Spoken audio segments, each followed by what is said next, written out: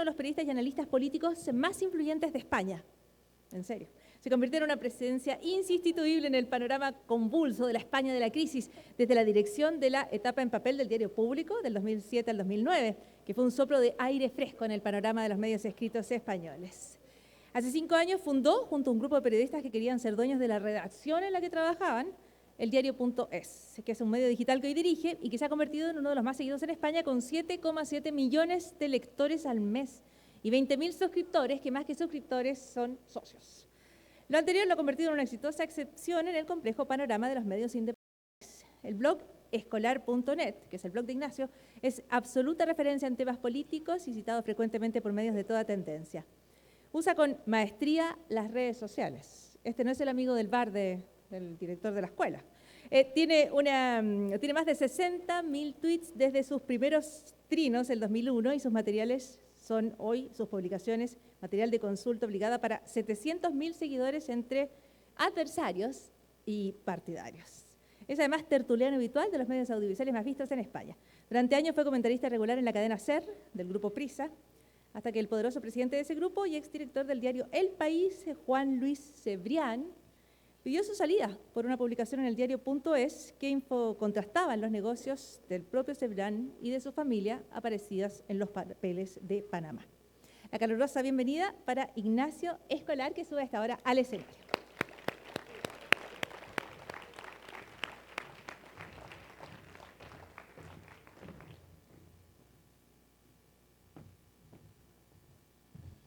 Gracias por esta presentación, gracias por la invitación para permitirme acompañaros en estos premios. He quedado bastante admirado con la calidad del periodismo chileno, con la calidad de los trabajos premiados y también con la honestidad y con la profesionalidad con la que aquí abordáis un tema que en mi país está inconcluso. Me ha admirado la cantidad de trabajos premiados sobre la dictadura de Pinochet, me ha admirado y me ha conmocionado la visita que hice ayer al Museo de la Memoria, porque cuando voy al Museo de la Memoria y veo ese homenaje a las víctimas de la dictadura, no puedo dejar de recordar lo que no hizo mi país con las víctimas de su propia dictadura. Nosotros no tenemos un Museo de la Memoria, tenemos un mausoleo en honor a Franco, que es el Valle de los Caídos. Es fácil de ver, está en el Skyline madrileño, es una cruz de casi 100 metros de altura, debajo de la cual están enterrados miles y miles de víctimas del franquismo, víctimas de los fusilamientos durante la represión de la Guerra Civil y los años posteriores, que fueron enterrados, fueron sacados de las cunetas, llevados allí, enterrados contra la voluntad de sus familiares y que durante décadas y décadas siguen enterrados allí en un sitio donde en la parte más alta del Valle de los Caídos está enterrado el dictador genocida que masacró a todos ellos en un lugar terrorífico que se ha convertido en peregrinación del fascismo internacional, que tiene allí uno de sus últimos monumentos. Y para mí es conmovedor ver cómo aquí sí habéis atrevido a reabrir la memoria, porque la memoria es algo fundamental para la justicia y para evitar el olvido. Todo esto no lo tenía preparado, pero quería decirlo. Yo quería hablar de periodismo, no de esto.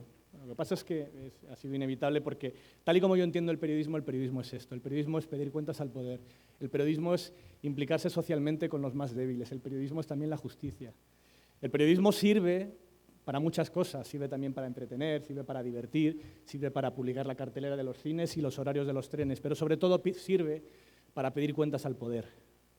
Sirve para que los poderosos sean fiscalizados y de esa manera no sean impunes cuando cometen abusos y que de esa manera, cuando se detecta un abuso y después es denunciado, haya alguien que le dé algo de miedo que le vaya a pillar la prensa.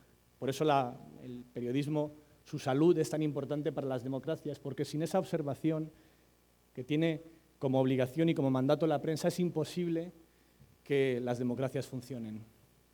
A mí no me preocupa la salud del periodismo, me preocupa como periodista la salud laboral de todos nosotros, por supuesto que sí, pero no me preocupa la salud del periodismo por la salud de las empresas de los medios, ni tampoco por la salud del entretenimiento. Si no hay entretenimiento en los periódicos, la gente se entretendrá por otros motivos, no hay problema por eso. Sí me preocupa las debilidades, los problemas que está teniendo la prensa en los últimos años, con la crisis que ha provocado la llegada de Internet y la revolución digital y la reconversión industrial que eso ha provocado. y cómo eso puede provocar que de la misma manera que sin periodismo no hay democracia, sin ese periodismo y sin esas empresas sólidas, independientes, no exista este oficio. Este oficio que tiene que ser un oficio no solo porque a todos nos guste, no sé, pagar el alquiler, poder comer todos los días, ducharnos con agua caliente, vivir de esto, sino porque si el periodismo deja de ser una profesión para convertirse en un hobby que se hace a tiempo parcial, quien perderá será toda la sociedad, no solo aquellos que vivimos de esto, porque los receptores de ese derecho de la información y los beneficiados últimos de que existan medios independientes, fuertes y libres son todos los ciudadanos, no solo la prensa. Se ha hablado de la posverdad, lo tenía ya preparado, voy a decir algo, no tenía intención de repetirme, no quiero repetirme. Es cierto que Internet a veces se comporta como un bar lleno de maleducados, pero a mí no me preocupa tanto que existan mentiras y que exista propaganda, porque eso existe desde que existen los periódicos también, lamentablemente. No todos los periódicos responden a ese ideal del que antes os hablaba. Pero esa posverdad es preocupante desde el momento, y eso es algo que escuché a un periodista chileno, Miguel Paz, de Poderopedia, que me decía que el problema fundamental es que se construyan realidades paralelas basadas en los algoritmos de las búsquedas y las redes sociales. Si tú eres un nazi convencido de la bondad del nazismo, y buscas en Google y preguntas a Google si existió o no existió el Holocausto, dependiendo de tu historial, Google te dará una respuesta distinta, porque Google no responde lo mismo a todos y cada uno de los internautas. Da su respuesta en función de tu historial de navegación, lo que has visitado antes, desde dónde navegas. Y si eres un nazi, probablemente te encuentres una página que Google te muestre diciéndote que, en efecto, eso de que los judíos fueron masacrados es un invento de los ganadores de la guerra.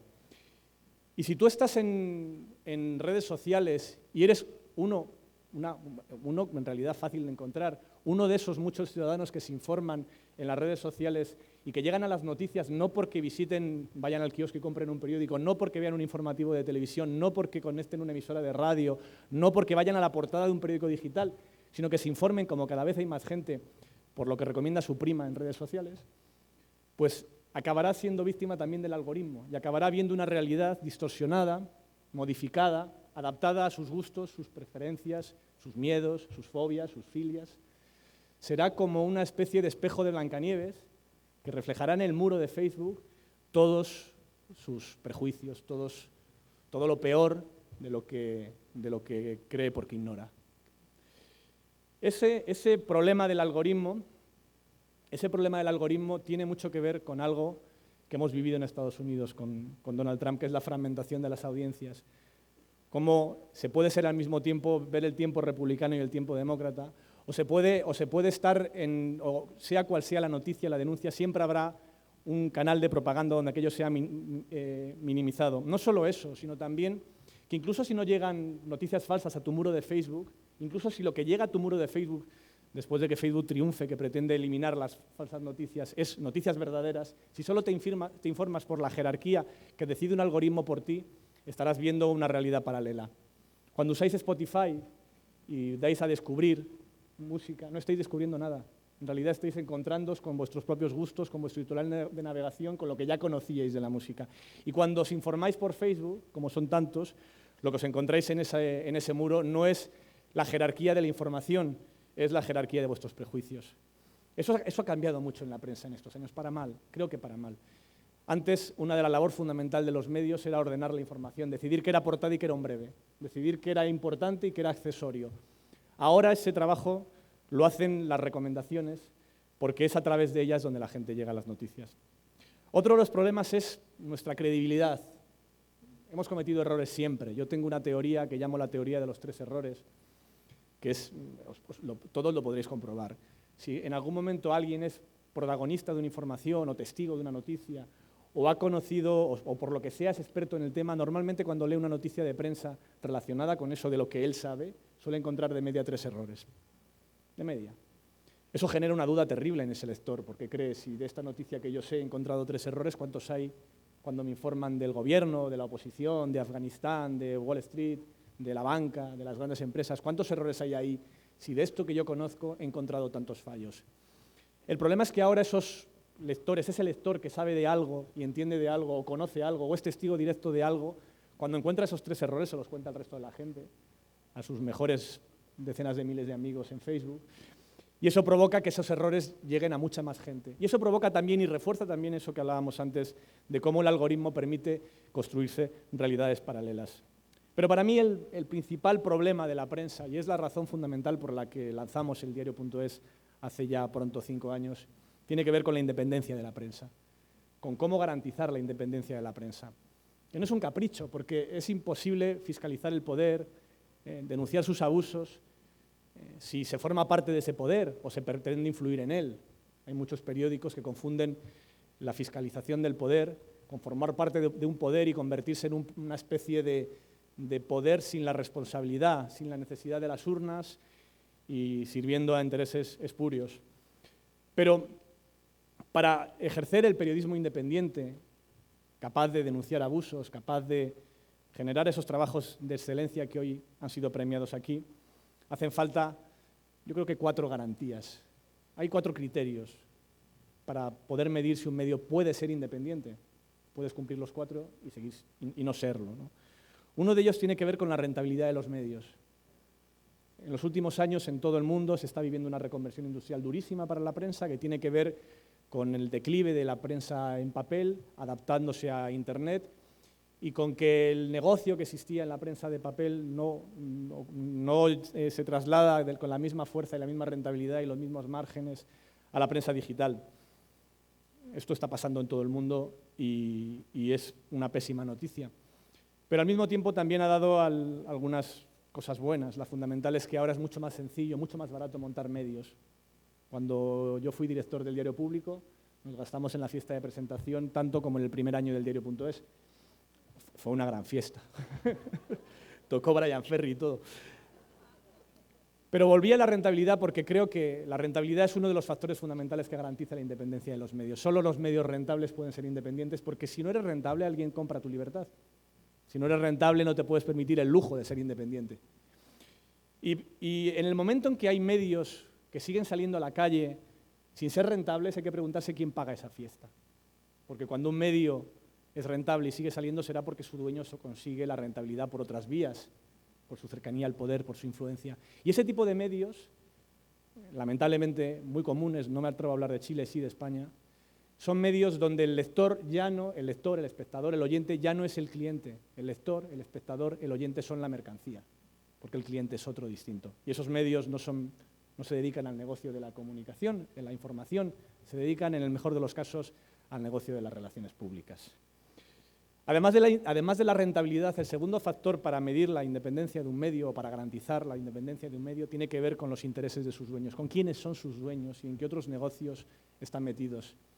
Antes hablaba Cristóbal, y estoy de acuerdo con él, en que es fundamental que existan declaraciones de transparencia para saber cuáles son los intereses. En algunos casos ocuparían más que el propio periódico. Otro de los criterios para medir la independencia de un medio de comunicación tiene que ver, y en España ha sido muy importante, con la deuda. En España los grandes grupos de medios durante los años buenos del crédito barato se endeudaron mucho, hasta un punto en el que cuando paró el dinero barato, los medios estaban tan endeudados que la banca se convirtió en la primera empresa editora del país. Y evidentemente los intereses de los lectores y los intereses de la banca no suelen estar, la banca, un sector tremendamente regulado, no suelen estar unidos, no siempre están unidos. El cuarto criterio para medir la independencia de un medio tiene que ver con sus ingresos, con cómo se financia, con cómo consigue financiarse y cómo de diversificado está. Un diario que tiene más de la mitad de sus ingresos dependiendo de la administración de turno de un partido o de otro, difícilmente va a poder ser independiente. Difícilmente va a ser su objetivo serlo también. Y un periódico que dependa de 2 o 3 empresas nada más de su publicidad tampoco tendrá mucho margen de maniobra cuando toque poner a una de esas empresas en un titular, en la parte grande de la portada. Nosotros en el diario.es presumimos de independencia, sobre todo porque cumplimos estos 4 requisitos. Somos un medio rentable.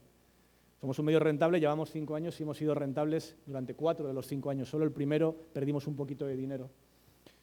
Somos un medio que no tiene otro interés, no tenemos mucho que declarar en los intereses de nuestros dueños porque los dueños somos los propios periodistas que trabajamos allí. Cuando yo me siento por la mañana con mi equipo de redacción, con los subdirectores, los redactores jefe, 12 personas, somos 6 mujeres, 6 hombres, allí está representada la mayoría accionarial del periódico. No hay ninguna entidad superior. La dirección editorial es la misma que la dirección empresarial. Yo soy el director y soy el consejero delegado.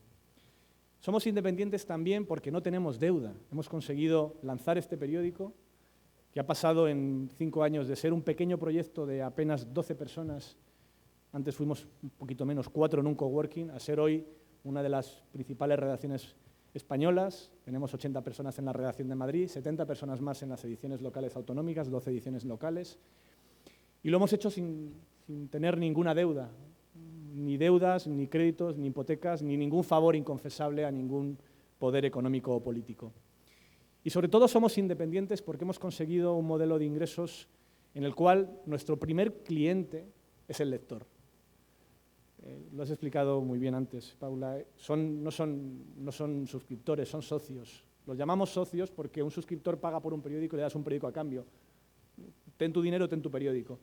Nosotros no hemos apostado por ese modelo. Nuestros lectores pagan por un periódico que puedes leer igual si no pagas. Nos decían que estábamos un poco locos por poner en marcha un periódico así, en el cual no hacía falta apoyar, no hacía falta pagar para poder leer la información.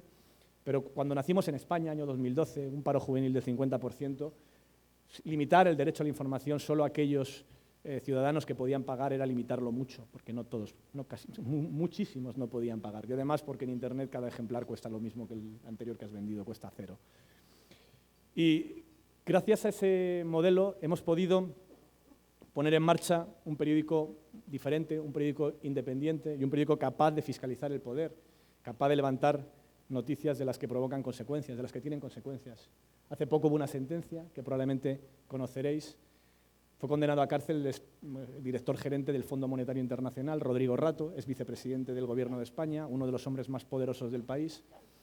Y fue condenado gracias a una investigación del diario.es que demostró cómo habían utilizado en Caja Madrid, luego Bankia, en la entidad financiera que provocó el rescate del sector financiero español, un rescate que nos va a costar varias generaciones pagar, y cómo durante sus años en Caja Madrid se estuvieron repartiendo unas tarjetas en negro, opacas, que se gastaban en prostíbulos y en comidas de lujo. Ha habido casi medio centenar de condenados entre políticos, empresarios, sindicalistas, todos ellos a cárcel, gracias a la investigación que hicimos. Y creo que para eso sirve el periodismo. Nuestro lema es periodismo a pesar de todo, porque en esta crisis lo que está en cuestión es cómo se paga el periodismo, cómo conseguimos sustituir los grandes periódicos que durante muchísimos años fueron fundamentales para la salud de la democracia, por estos nuevos medios que somos todavía mucho más pequeños, cómo los viejos medios son capaces de adaptarse a la nueva situación y cómo los nuevos ocupamos su lugar. Hay un riesgo, que es que los dos fracasemos, que fracasen los viejos medios en la adaptación a digitales y que fracasemos los nuevos medios y seamos incapaces de ocupar el lugar que ellos dejaron.